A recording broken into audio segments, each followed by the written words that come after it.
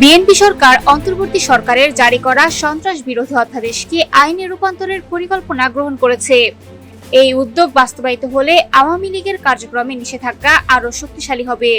অন্তর্বর্তী সরকারের সময় বিএনপি জানিয়েছিল, নির্বাহী আদেশের মাধ্যমে কোনো রাজনৈতিক দল নিষিদ্ধ করার পক্ষে তারা নেই।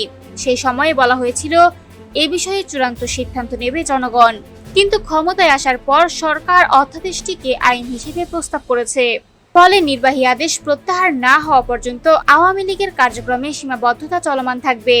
আইনে পরিণত হলে শাস্তির বিধানও যুক্ত হবে, যা রাজনৈতিকভাবে দলের জন্য নতুন চ্যালেঞ্জ সৃষ্টি করবে। অন্তর্বর্তী সরকারের জারি করা 133টি অধ্যাদেশের মধ্যে বিশেষ কমিটি 98টি অধ্যাদেশ পরিবর্তন ছাড়া আইনে রূপান্তরের সুপারিশ করেছে। 15টি অধ্যাদেশ সংশোধনের পর সংসদে বিল হিসেবে উত্থাপনের সুপারিশ করা হয়েছে। এর মধ্যে অন্যতম হল 2025 সালের 11 মে জারি করা সন্ত্রাস বিরোধী অধ্যাদেশ।